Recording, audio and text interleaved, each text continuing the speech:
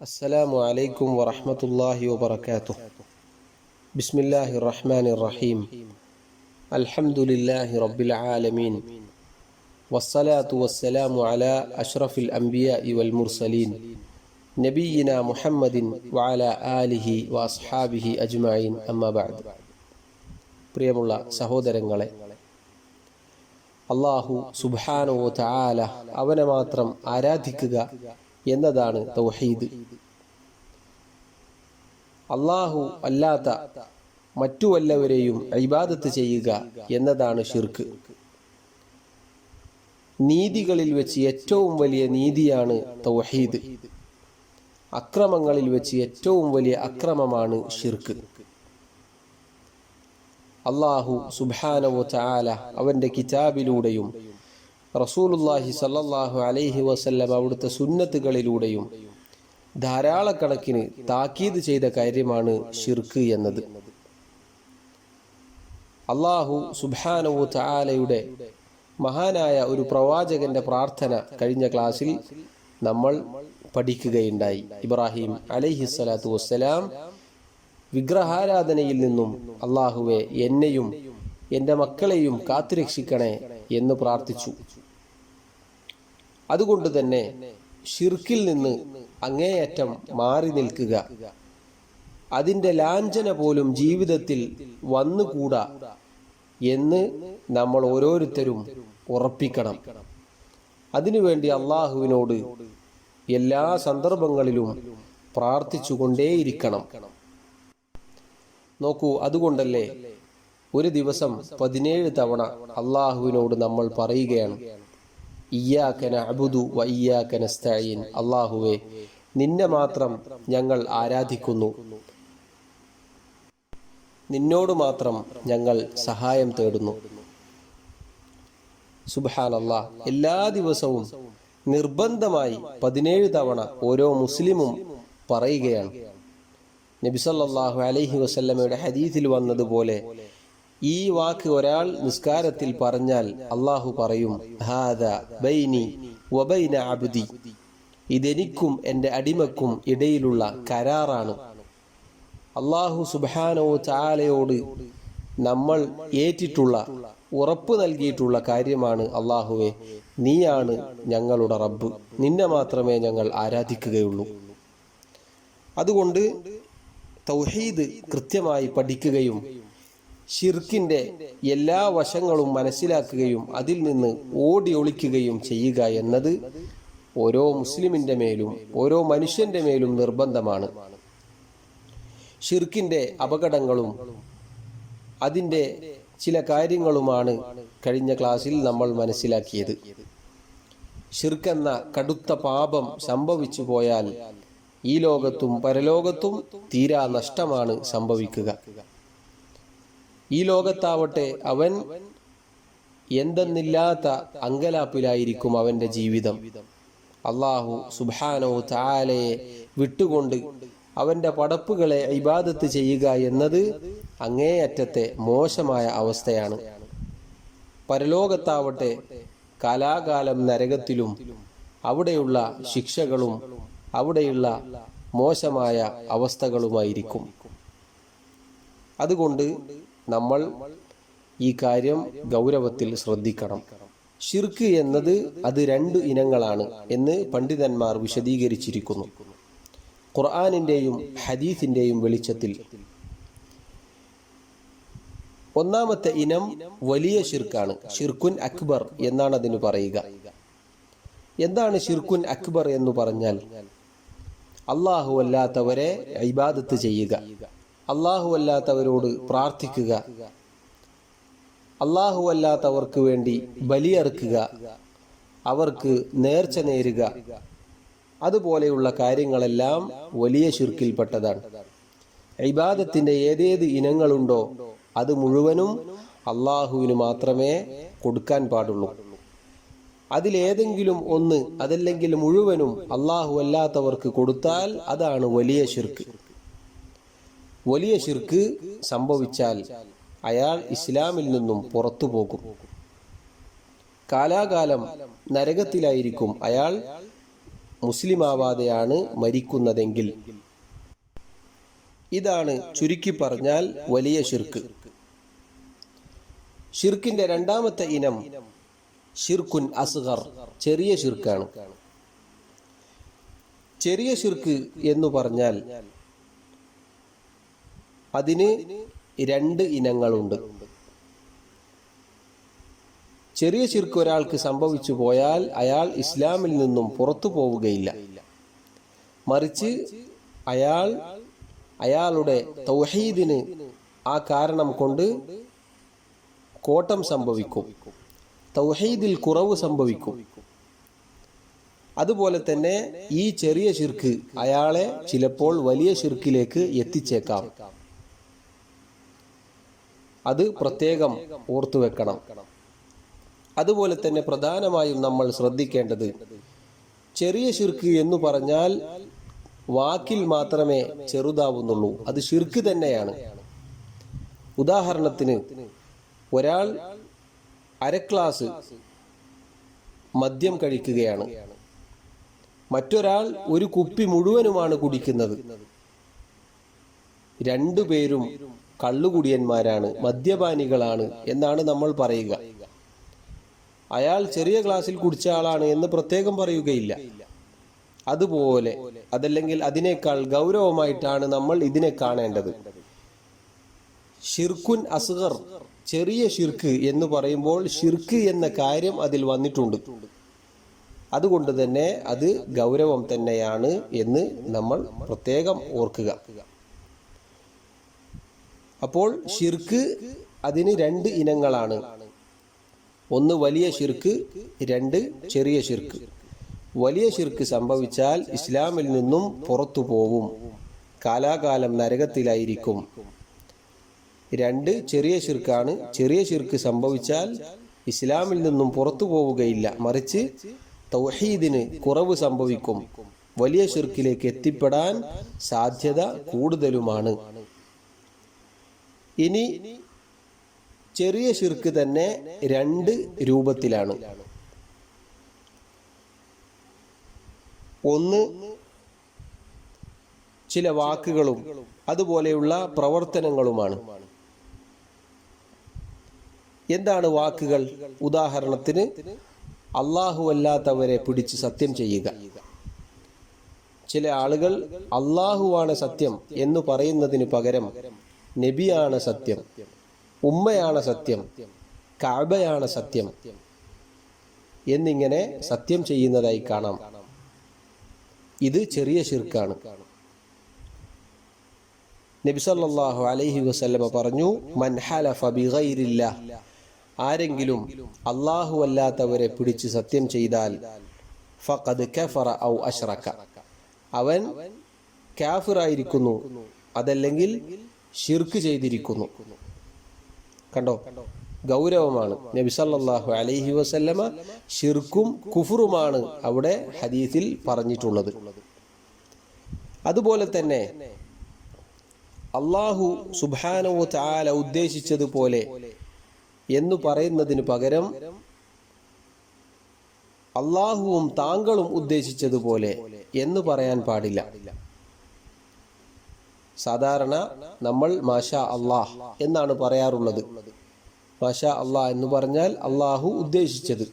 നബി സല്ലല്ലാഹു അലൈഹി വസല്ലമയുടെ അടുക്കൽ വെച്ച് ഒരാൾ പറഞ്ഞു, മാഷാ അല്ലാഹു വശിഅത, അല്ലാഹുവിന്റെ റസൂലേ, അല്ലാഹുവും താങ്കളും ഉദ്ദേശിച്ചതുപോലെ. നബി സല്ലല്ലാഹു അലൈഹി വസല്ലമ അയാളോട് പറഞ്ഞു, അജഅൽതനി ലില്ലാഹി നിദ്ദൻ, നീ എന്നെ അല്ലാഹുവിന് സമനാക്കുകയാണോ? നോക്കൂ, അല്ലാഹുവും താങ്കളും എന്ന് റസൂലുള്ളാഹി സല്ലല്ലാഹു അലൈഹി വസല്ലമയോടാണ് പറയുന്നത്. അത് റസൂലുള്ളാഹി എതിർക്കുകയാണ്. എന്നിട്ട് അദ്ദേഹത്തോട് പറഞ്ഞു കൊടുത്തു, ഖുൽ, താങ്കൾ പറയുക, മാഷാ അല്ലാഹു വഹ്ദഹു, അല്ലാഹു ഉദ്ദേശിച്ചതുപോലെ, അല്ലാഹു മാത്രം ഉദ്ദേശിച്ചതുപോലെ. കണ്ടോ, അങ്ങനെയേ നമ്മൾ പറയാൻ പാടുള്ളൂ. അല്ലാഹുവും നിങ്ങളും ഉദ്ദേശിച്ചതുപോലെ എന്നൊരാളോടും പറയാൻ പാടില്ല. അതുപോലെയാണ് മറ്റൊരു കാര്യം, അല്ലാഹുവും ഇന്ന ആളും. ഉദാഹരണത്തിന്, ഒരാൾക്ക് വല്ല അസുഖവും ബാധിച്ചു. എന്നിട്ട് അയാൾ വൈദ്യരെ കാണിച്ചു, ഡോക്ടറെ കാണിച്ചു. അങ്ങനെ ഡോക്ടർ മരുന്ന് കൊടുക്കുകയും അയാൾക്ക് രോഗം മാറുകയും ചെയ്തു. അപ്പോൾ അയാൾ പറയുകയാണ്, ഡോക്ടർ മരുന്ന് തന്നതുകൊണ്ട് എൻ്റെ രോഗം മാറി, അല്ലെങ്കിൽ ഡോക്ടറെ കാണിച്ചത് കൊണ്ട് എൻ്റെ രോഗം മാറി. ഇത് പറയാൻ പാടില്ല. മറിച്ച് ഡോക്ടർ മരുന്ന് തന്നപ്പോൾ, അല്ലെങ്കിൽ ആ ഡോക്ടറെ കാണിച്ചപ്പോൾ അള്ളാഹുവിൻ്റെ തൗഫീഖ് കൊണ്ട് എനിക്ക് രോഗം മാറി.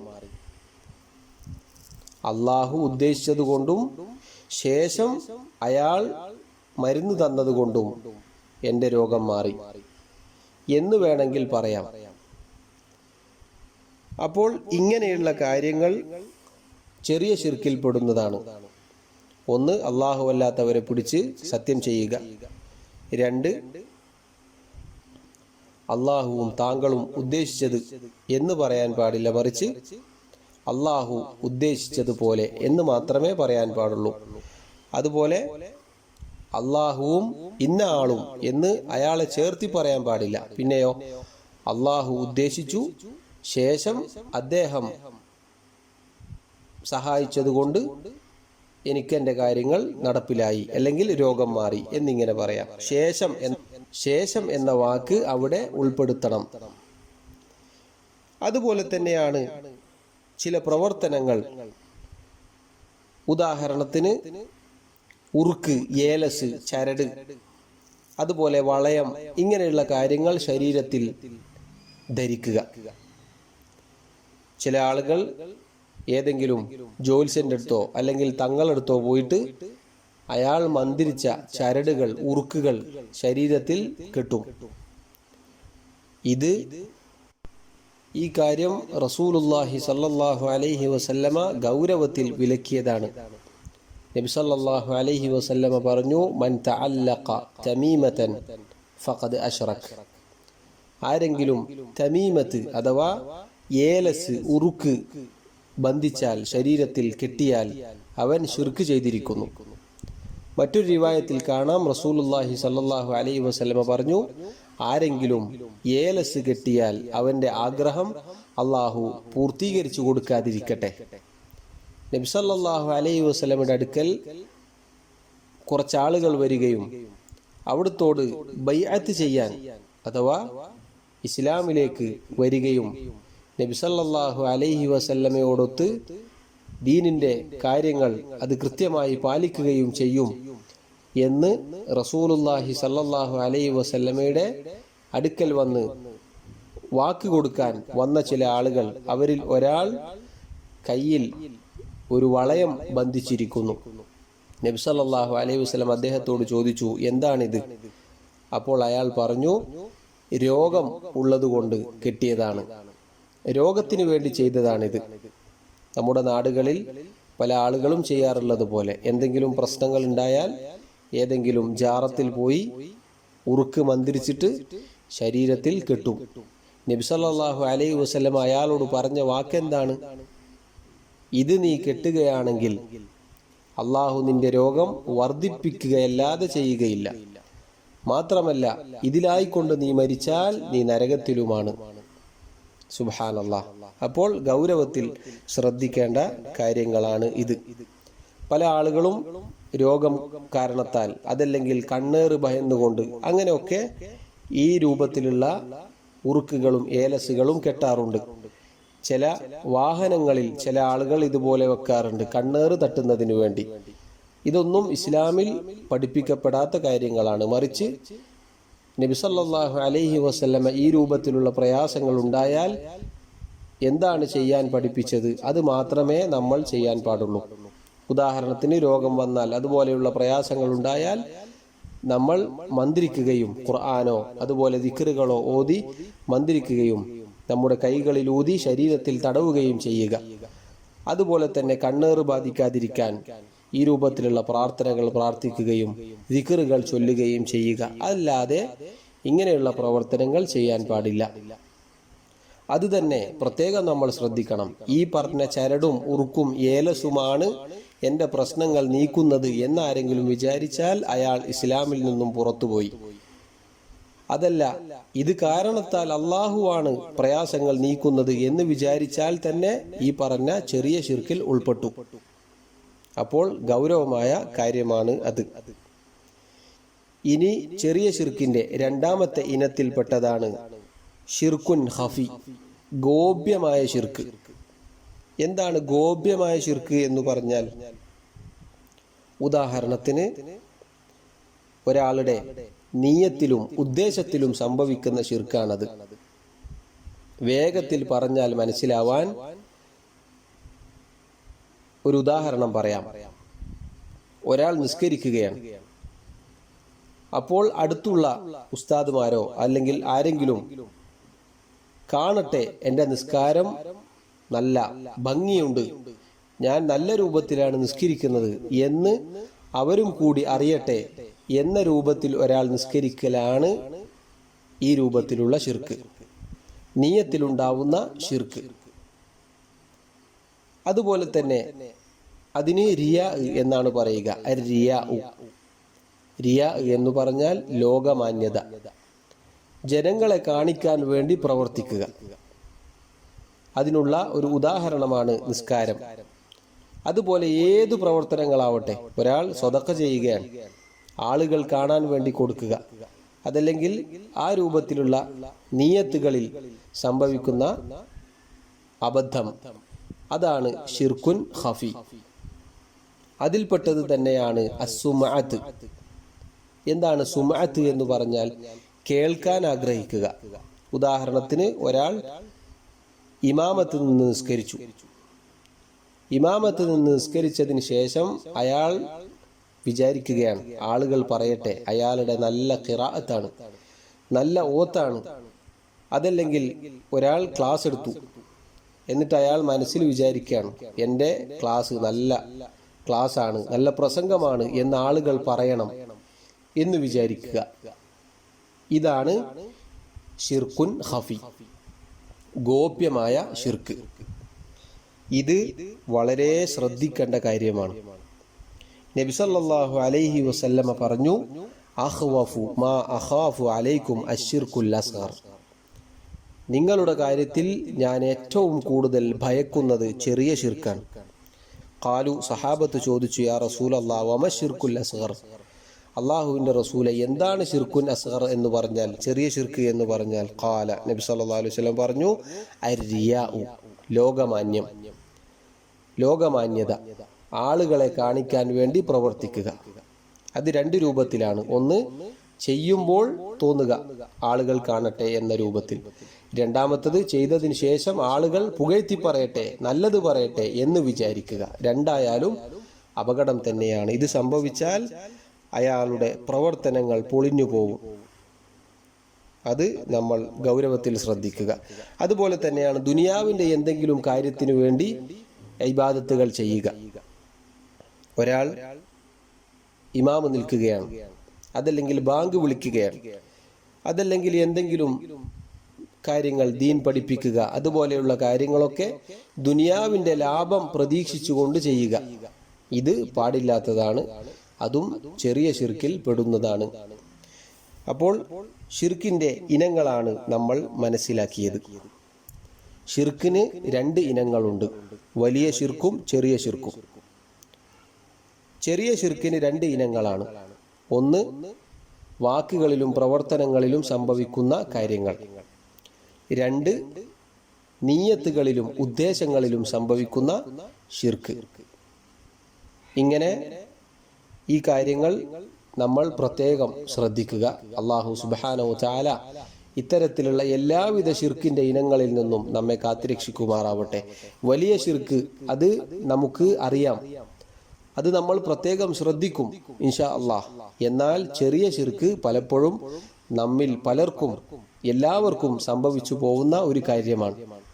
അതുകൊണ്ട് നമ്മൾ ഇബാദത്ത് ചെയ്യുമ്പോൾ, നിസ്കരിക്കുമ്പോൾ, നോമ്പെടുക്കുമ്പോൾ, സക്കാത്ത് കൊടുക്കുമ്പോൾ, സദഖ ചെയ്യുമ്പോൾ, ഏതേത് പ്രവർത്തനങ്ങൾ ചെയ്യുമ്പോഴും, ദീൻ പഠിക്കുമ്പോൾ അള്ളാഹുവിൻ്റെ വജ്ഹ് മാത്രമേ ഉദ്ദേശിക്കാൻ പാടുള്ളൂ. എൻ്റെ റബ്ബിനു വേണ്ടിയാണ് ഞാനിത് പ്രവർത്തിക്കുന്നത് എന്ന നിയ്യത്ത് നമ്മുടെ ഖൽബിലുണ്ടായിരിക്കണം. അള്ളാഹു സുബ്ഹാനഹു വ തആല എല്ലാവിധ ശിർക്കുകളിൽ നിന്നും തിന്മകളിൽ നിന്നും നമ്മെ കാത്തുരക്ഷിക്കുമാറാവട്ടെ. വല്ലാഹു തആല ആലം. വസല്ലല്ലാഹു വസല്ലമ വബാറക അലാ നബീന മുഹമ്മദ് വഅലാ ആലിഹി വഅസ്ഹാബിഹി അജ്മഈൻ. സുബ്ഹാനകല്ലാഹുമ്മ വബിഹംദിക അഷ്ഹദു അൻ ലാ ഇലാഹ ഇല്ലാ അൻത അസ്തഗ്ഫിറുക വഅതൂബു ഇലൈക്. അസ്സലാമു അലൈക്കും വറഹ്മത്തുള്ളാഹി വബറകാതുഹു.